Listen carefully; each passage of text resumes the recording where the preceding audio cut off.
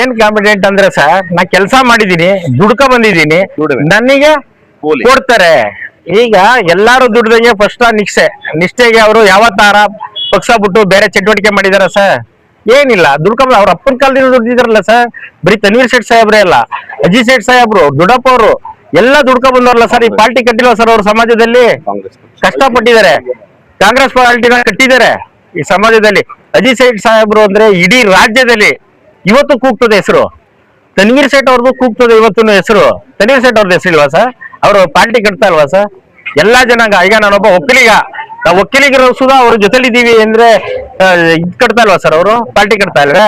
ಬಿಗ್ಗಾಯಿಸು ಎಲ್ಲ ಇದ್ದಾರೆ, ಪ್ರತಿಯೊಂದು ಜನ ಇದ್ದಾರೆ ಸರ್. ಎಸ್ ಟಿ ಆಗ್ಬೋದು, ಕುರುಬ್ ಸಮಾಜ ಆಗ್ಬೋದು, ನಾಯಕ್ ಸಮಾಜ, ಪ್ರತಿಯೊಬ್ರು, ಒಕ್ಕಲೂರು, ಲಿಂಗಾಯತರು, ಬ್ರಾಹ್ಮಣರು, ಪ್ರತಿಯೊಬ್ರು ಇದೀವಿ ಇಲ್ಲಿ. ಒಂದ್ ಜನಾಂಗ ಇಲ್ಲ ಸರ್ ಇಲ್ಲಿ ಇವತ್ತು. ನಾವು ಎಲ್ಲಾ ಜನಾಂಗ ಜಾತಿ ಸೇರಿದೀವಿ. ಬಹುವಿ ಜನಾಂಗನೂ ಸೇರಿದ್ದಾರೆ. ಇಂಥವ್ರು ಅಂತಲ್ಲ, ತಮಿಳಿಯನ್ಸು, ಮೊದ್ಲಿಯಾರ್ಸು, ಪ್ರತಿಯೊಬ್ರು ಸೇರಿ ಇದ್ದ ಸಂಘಟನೆ ಮಾಡಿ ಹೋರಾಟ ಮಾಡ್ತಾ ಇರೋದು ಸರ್. ಈ ಕ್ಷೇತ್ರದಲ್ಲಿ ನಮ್ಮ ಸಾಹೇಬರ್ಗೆ ಆಗ್ಲೇಬೇಕು ಅನ್ನೋ ಉದ್ದೇಶ ಇಟ್ಕೊಂಡೆ ಇವತ್ತೆಲ್ಲ ಸೇರಿರೋದಿಲ್ಲಿ. ಎರಡನೇದು, ಎಲ್ಲಾ ಕಾರ್ಯಕರ್ತರು ಗುರುತಿಸ್ಬೇಕು ಸರ್ಕಾರದವರು. ಕಾರ್ಯಕರ್ತರು ಇಲ್ಲದೆ ಸರ್ಕಾರ ಕಟ್ಟಕ್ ಆಗಲ್ಲ, ಪಾರ್ಟಿ ಕಟ್ಟಕ್ ಆಗಲ್ಲ. ಕಾರ್ಯಕರ್ತರದ್ದು ಯಾರು ಮೂಲೆ ಗುಂಪು ಮಾಡ್ಬಿಟ್ಟವ್ರೆ. ಮಾಡೇ ಇಲ್ಲ, ಮಾಡ್ತಾ ಇಲ್ಲ. ಅಲ್ಲ, ಮಾಡೇ ಇಲ್ಲ ಬಿಡಿ, ಮೈಸೂರೇ ಮಾಡಿಲ್ಲ ಅನ್ಕೇಳಿ. ಎನ್ಆರ್ಐ ಅಲ್ಲ, ಮೈಸೂರು ಜಿಲ್ಲೆನೇ ಯಾರನ್ನೂ ಪರಿಗಣಿಸಿಲ್ಲ ಕಾರ್ಯಕರ್ತರನ್ನ. ಮೈಸೂರು ಜಿಲ್ಲೆ ಅನ್ನೋದಕ್ಕಿಂತ ಇಡೀ ಕರ್ನಾಟಕದಲ್ಲೇ ಮಾಡಿಲ್ಲ ಸರ್. ಸಾವಿರಾರು ಬಿದ್ದೈತೆ ನಿಗಮ ಮಂಡಳಿಗಳು. ಕಾರ್ಯಕರ್ತರಿಗೆ ಬರೀ ಒಂದೊಂದ್ 5 10 ತಿಂಗಳು 20 ತಿಂಗಳು ಕೊಟ್ಬಿಟ್ಟು ಇವರೆಲ್ಲ ಖುಷಿ ಪಟ್ಕೊಂಡು ಕೆಲಸ ಮಾಡೋರು. ಎಲ್ಲಾ ಕಾರ್ಯಕರ್ತರನ್ನ ಗೌರವಿಸೋದು ಇಲ್ಲ. ಕಾರ್ಯಕರ್ತರನ್ನ ಪಾರ್ಟಿ ಬಂದ ತಕ್ಷಣ ಮರ್ತ್ ಬಿಡ್ತಾರೆ.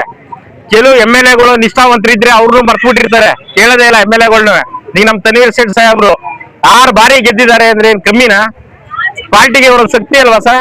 ನಾವು ಇಷ್ಟಪಡೋದಿಷ್ಟೇ, ಅವರು ಯಾವುದೇ ಖಾತೆ ಕೊಟ್ಟರು ಸಮರ್ಥದಿಂದ ನಿಭಾಯಿಸುವಂತ ಒಂದು ಕೆಪಾಸಿಟಿ ಅವ್ರಿಗೆ ಇರೋದ್ರಿಂದ ಒಳ್ಳೆ ಖಾತೆನ ಕೊಟ್ಟು. ಯಾಕೆ ಅಂದ್ರೆ ಮೊದಲು ಅವ್ರಿಗೆ ಸರ್ಕಾರ ಬಂದಂತ ಕಾಲದಲ್ಲಿ ಎಣ್ಣೆ ಆಗಿದೆ, ಕೊಡ್ತೀವಿ ಅಂತ ಕೊನೆ ಮೂಮೆಂಟ್ ಅಲ್ಲಿ ಕೈ ಬಿಟ್ರು. ಅದೇ ಈಗ ಮೊದಲನೇ ಲೀಸ್ಟ್ ಅಲ್ಲಿ ಅನೌನ್ಸ್ ಮಾಡ್ಬೇಕು, ಒಳ್ಳೆ ಪೋರ್ಟ್ಫೋಲಿಯೋ ಕೊಡ್ಬೇಕು ಅಂತಾನೆ ನಾವು ನಿನ್ನೆಯಿಂದನೂ ಕೇಳ್ತಾ ಇದೀವಿ. ಅದು ಅವರ ಹೈಕಮಾಂಡ್ ತೀರ್ಮಾನ. ಈಗ ನಾವು ತೀರ್ಮಾನ ಮಾಡಕ್ ಆಗಲ್ಲ, ಅದು ಅವ್ರ ತೀರ್ಮಾನ. ಯಾಕೆಂದ್ರೆ MLA ಸಾಹೇಬರು, ತನ್ವೀರ್ ಸೇಠ್ ಅವ್ರದ್ದು ಕೆಪಾಸಿಟಿ ಏನು ಅಂತ ಸೆಂಟ್ರಲ್ಗೂ ಗೊತ್ತು, ರಾಜ್ಯಕ್ಕೂ ಗೊತ್ತು. ಹೆಂಗ್ ನಿಭಾಯಿಸ್ಕೊಂಡ್ ಬಂದಿದ್ದಾರೆ ಅವ್ರು 2 ಸಲ ಖಾತೆ ಕೊಟ್ಟಂತ ಕಾಲದಲ್ಲಿ ಅನ್ನೋದನ್ನ ನೋಡಿದ್ದಾರೆ ಜನಾಂಗ.